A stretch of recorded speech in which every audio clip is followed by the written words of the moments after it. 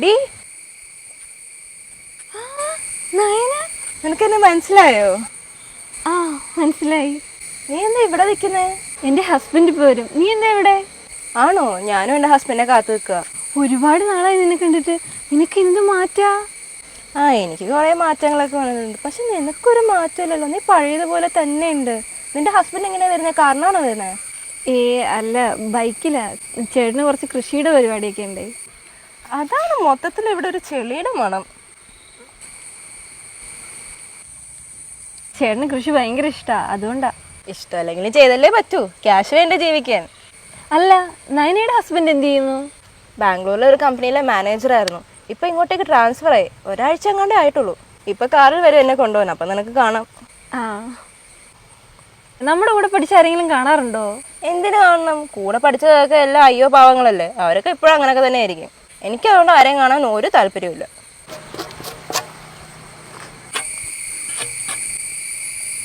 അതാണ് എൻ്റെ ചേട്ടൻ.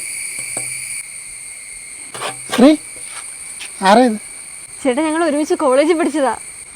ആണോ? എന്താ പേര്? എൻ്റെ പേര് നയന. ചേട്ടൻ ഞങ്ങൾ ഒരുമിച്ച് വൈക്കത്ത് കോളേജിൽ പഠിച്ചതാ. എന്നിട്ടെന്താ വീട്ടിലോട്ട് വിളിക്കാൻ? നിങ്ങളുടെ വീട്ടിലോട്ടോ? ഞാനോ?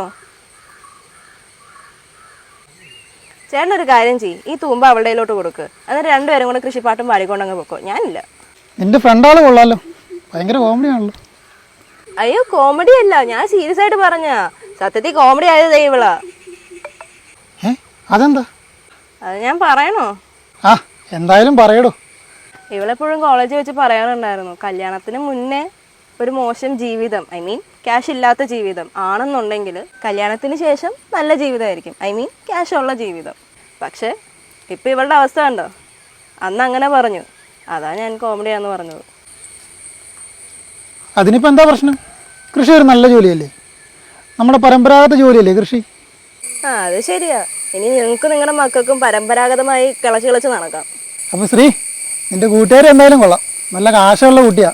നമുക്കെന്നാ പോവാം. ശരി.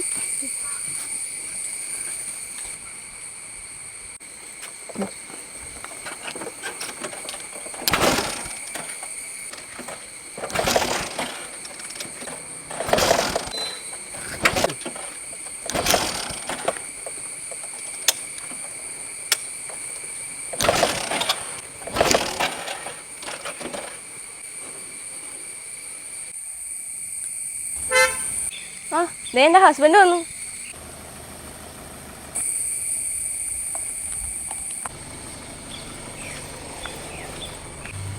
ഹായ്, ഒത്തിരി പേരായോ വന്നിട്ട്? ഇല്ല, ഇപ്പൊ എത്തിയേ ഉള്ളൂ. വാ, ഒരാളെ പരിചയപ്പെടാം.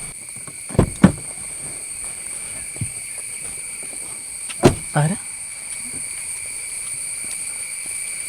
നിനക്കറിയുന്നവരാണോ? സാർ, സാറെന്താ ഇവിടെ? സാറോ? നീ എന്തിനാ ഇയാളെ സാറെന്ന് വിളിക്കണേ? നയന, ഇതാണ് നമ്മുടെ കമ്പനിയുടെ CEO.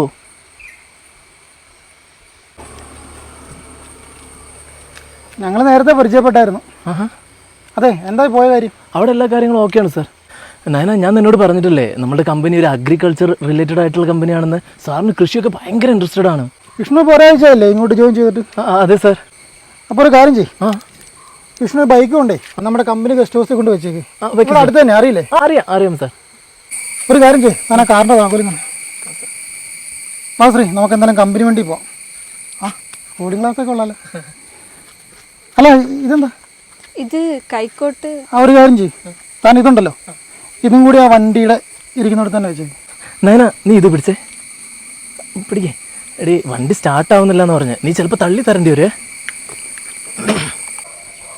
നയന, ആ വണ്ടി വെച്ചെടുത്ത് തന്നെ വെച്ചാൽ മതി കേട്ടോ, ഒന്ന് കഴുകി വെച്ചേക്കണം. അപ്പൊ കാര്യങ്ങളൊക്കെ അറിയാം.